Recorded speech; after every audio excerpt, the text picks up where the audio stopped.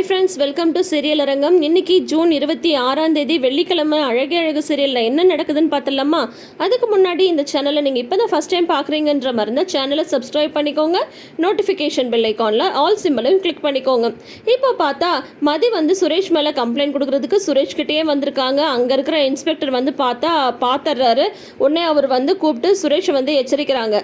நீ என்ன நினச்சிட்ருக்க? அந்த பொண்ணு நீ எந்த சூழ்நிலையில் கல்யாணம் பண்ணன்னு எனக்கு நல்லாவே தெரியும். இதுக்கு முன்னாடியே அந்த பொண்ணு உன் மேலே கம்ப்ளைண்ட் கொடுத்துருந்தது.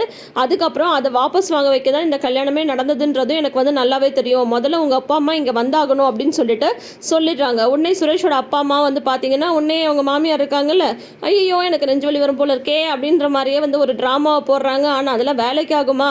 பார்த்தா இங்கே போலீஸ் ஸ்டேஷனுக்கு கிளம்பி வராங்க. சுரேஷை போலீஸ் ஸ்டேஷனில் பார்த்ததுமே அவங்க அம்மா, சுரேஷ் பாருடா, நம்மளை எங்கே கொண்டு நிப்பாட்டிட்டா பாருடான்னு அங்கே ஒரு ஒப்பாரைய ஆரம்பிக்கிறாங்க. அதுக்கப்புறம் அம்மா பேசாமல் இருமா, இது போலீஸ் ஸ்டேஷன் உள்ளே வாங்க அப்படின்னு சொல்லிட்டு உள்ளே கூட்டிகிட்டு போகிறாங்க. ரேவதியை வெளியிலே நிற்க சொல்கிறாரு தங்கராஜ். இல்லை அப்பா அம்மா ரொம்ப பயப்படுவாங்க, நான் கூட வரேன்னு சொல்லிட்டு ரேவதியுமே உள்ளே வராங்க. ஃபஸ்ட்டு இன்ஸ்பெக்டர் ரூம்குள்ளார இவங்க எல்லாரும் போனதுமே அங்கே இருக்கிற கான்ஸ்டபிள் கேட்குறாங்க, மேடத்தை வர சொல்லலாமா அப்படிங்கும்போது, இல்லை முதல்ல இவங்ககிட்ட விசாரிச்சுட்டு அதுக்கப்புறம் அந்த பொண்ணை கூப்பிடலாம் அப்படின்னு சொல்லிட்டு கேட்கும்போது, வீட்டில் என்ன நடந்தது அப்படின்னு சொல்லிட்டு கேட்குறாங்க. அதை ஏன் கேட்குறீங்க? ஒரு டீ டம்ளரை எடுத்து வைன்னு சொன்னேன், அதுக்கு போய் அவள் அவ்வளோ பேச்சு பேசிட்டா. அவள் பேசின பேச்சில் எனக்கு நெஞ்சு வலியே வந்துருச்சு, அதனால தான் அப்படின்னு சொல்லும்போது, அதுக்காக வீட்டை விட்டு அனுப்புவீங்களா? எதுனாலும் பேசி தீர்த்துக்க மாட்டிங்களா? இப்போ அந்த பொண்ணை வர சொல்லுங்க அப்படின்றாங்க. ஏன்னா இவங்க சொல்லும் போதே கொஞ்சம் எக்ஸாஜரேட் பண்ணி தான் சொல்கிறாங்க. அப்போ மதி உள்ளே வராங்க. மதி உள்ளே வந்ததுமே அவங்க மாமியாருக்கு பார்த்தீங்கன்னா உணர்ச்சி வசம் பொங்கிடுது. பயங்கரமாக திட்ட ஆரம்பிச்சிடுறாங்க. இப்போ உனக்கு சந்தோஷமா? எங்கள் பரம்பரையில் நாங்கள் யாராவது போலீஸ் ஸ்டேஷன் பக்கத்துலேயே வந்திருப்போமா? நீ இந்த மாதிரி எங்களை போலீஸ் ஸ்டேஷனில் உட்கார வச்சுட்டல, உன்னெல்லாம் நாங்கள் கல்யாணம் பண்ணி கூட்டிகிட்டே வந்திருக்கக்கூடாது. உன்னை கல்யாணம் பண்ணதுக்கு என்ன செய்ய முடியுமோ அதை செஞ்சுட்ட. உன்னால் எங்கள் எவ்வளோ போச்சு, மானம் போச்சு, மரியாதை போச்சு, அது போச்சு இது போச்சு அப்படின்ட்டு ஒரே அராஜகமாக பேசுகிறாங்க அந்த அம்மா. நீலாம் நல்லா இருப்பியா, அப்படியா இப்படியா அப்படின்ற உடனே இன்ஸ்பெக்டர் திட்டுறாங்க. இப்போ பார்த்தா ரெண்டு பக்கமும் விசாரிக்கணுன்றதை இப்போ நீங்களே காட்டி கொடுத்துட்டீங்க. இங்கேயே இவ்வளோ பேச்சு பேசுகிறீங்களே, அப்போ வீட்டில் அந்த பொண்ணை என்னெல்லாம் பேசியிருப்பீங்கன்னு சொல்லிட்டு எனக்கே நல்லா தெரியுது அப்படின்னு சொல்லிட்டு இன்ஸ்பெக்டர் சொல்லவும், உடனே தங்கராஜும் சுரேஷும் என்ன சொல்லிடுறாங்க, அமைதியாக இருங்க, எதுவும் பேசாதீங்கம்மா, இது போலீஸ் ஸ்டேஷன், அமைதியாக இருங்க அப்படின்ற மாதிரி சொல்லிடுறாங்க சுரேஷ். தங்கராஜோட அந்த அதிகாரம்லாம் அங்கே எடுப்படுமா? நான் தான் சுரேஷோட மாமானது எல்லாம் தெரியும், பேசாமல் நில்லுங்க அப்படின்ற மாதிரி சொல்லிடுறாங்க. அதுக்கப்புறம் பார்த்தா, இதை பாருங்கள், இந்த பொண்ணு உங்கள் வீட்டுக்கு வாழ வந்திருக்கு. தேவையில்லாமல் அந்த பொண்ணை மிரட்டுறது, திட்டுறது, அப்புறம் வீட்டை விட்டு வெளியே போன்னு சொல்கிறது, அதெல்லாம் எதுவுமே சரி கிடையாது. ஏதோ சுரேஷ் இங்கே வேலை பார்க்கறதுனால இதை நான் இதோட விசாரித்து அனுப்பி வைக்கிறேன். அதை விட்டுட்டு அந்த பொண்ணு மட்டும் இன்னும் கம்ப்ளைண்ட் கொடுத்துருந்தா சுரேஷ்க்கு வேலையும் போயிருக்கோம், நாங்கள் இமீடியட்டாக ஆக்ஷன் எடுக்கிற மாதிரி இருந்திருக்கோம். அதெல்லாம் பார்த்து நடந்துக்கோங்க. இனிமேல் அந்த பொண்ணை ஒழுங்காக பார்த்துக்கோங்க, கிளம்புங்க முதல்ல அப்படின்ற மாதிரி சொல்கிறாங்க. ஒரு நிமிஷம் நீ மட்டும் நில்லுமா அப்படின்னு சொல்லிட்டு அவங்களெல்லாம் வெளியே போக சொல்லிடுறாங்க. அதுக்கப்புறம் மதிக்கிட்ட இன்ஸ்பெக்டர் சொல்கிறாங்க, நீ எதுக்கும் பயப்படாதம்மா, உனக்கு எந்த நேரம் என்ன பிரச்சனைனாலும் நீ இமீடியட்டாக இங்கே காண்டாக்ட் பண்ணலாம், சரியா? இப்போ இந்த கம்ப்ளைண்ட் வேண்டாம், ஏன்னா அவங்கக்கிட்ட நான் பேசி அனுப்பிச்சிருக்கேன். இதுக்கு மேலே ஏதாவது பிரச்சனை இதே மாதிரி அவங்க திறந்தாங்கன்னா அப்போ நீ கம்ப்ளைண்ட் கொடுமா, இப்போ போயிட்டு உன்னோட லைஃப்பை பாருமா அப்படின்ற மாதிரி இன்ஸ்பெக்டர் கரெக்டாக சொல்லி அனுப்பிடுறாங்க. அதுக்கப்புறம் பார்த்தா மதியை கூட்டிகிட்டு தங்கராஜும் அவங்க மாமனார் மாமியார் இவங்கெல்லாம் காரில் வராங்க. சுரேஷ் அங்கே போலீஸ் ஸ்டேஷனில் தான் இருக்கார். காரில் வரும்போதும் ஒரே பாட்டு தான், இப்போ உனக்கு நிம்மதியாக சந்தோஷமாக இன்றைக்கி நீ படுத்தா உனக்கு தூக்கம் வந்துடுமா அப்படி இப்படின்னு புலம்புறாங்க அவங்க மாமனாரும் மாமியாரும். அப்போ தங்கராஜ் சொல்கிறாங்க, எதுனாலும் வீட்டில் போய் பேசிக்கலாம், இப்போ கொஞ்சம் அமைதியாக இருங்க அப்படின்னு சொல்கிறாங்க. என்னமோ தெரில, ஒரே ஆச்சரியம்தான். தங்கராஜ் எதுவுமே அதிகமாக பேசவே இல்லை. ஆனால் என்னென்னா சுரேஷையும் மதியும் அவங்க வீட்டுக்கு கூட்டிகிட்டு போய் ஒரு 2-3 நாள் தங்க வச்சு அதுக்கப்புறம் இங்கே அனுப்பலாம் அப்படின்ற பிளான் மட்டும் போட்டிருக்காரு. எந்த ஒரு ஐடியா இல்லாமல் அவர் அந்த பிளான் போட்டிருக்க மாட்டார். ரேவதியுமே அதுக்கு ஒத்துக்கிறாங்க. சரி, அவங்களுக்கு ஒரு சேஞ்சாக இருக்கட்டும் அப்படின்றதுக்காக இப்போ எல்லாரும் வீட்டுக்கு வராங்க.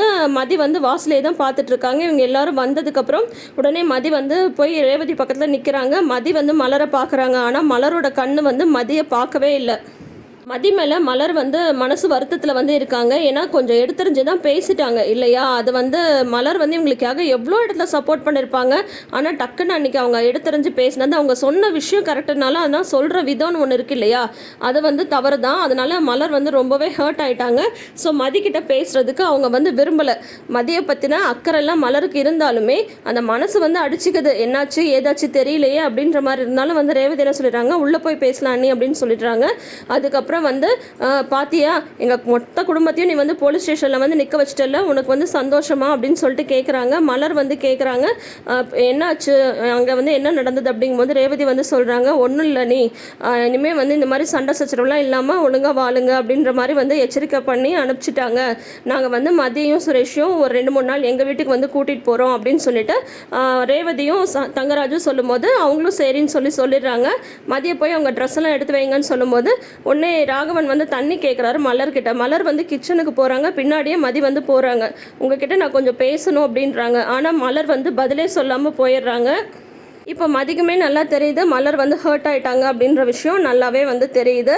ஏன்னா அவ்வளோ சப்போர்ட்டிவாக வந்து இருந்தாங்க. அதனால தான் அவங்க வந்து ரொம்பவே வருத்தப்படுறாங்க மலர்.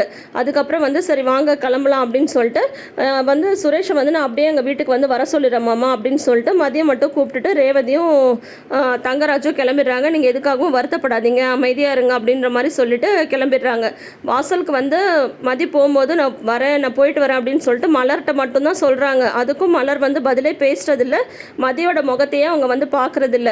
அதுக்கப்புறம் வாசல் வரைக்கும் அவங்க போகும்போது மதி வந்து திரும்பி பார்க்குறாங்க. அப்பயும் வந்து மலர் பார்த்தீங்கன்னா பட்டும் படாமல் தான் பார்க்குறாங்க.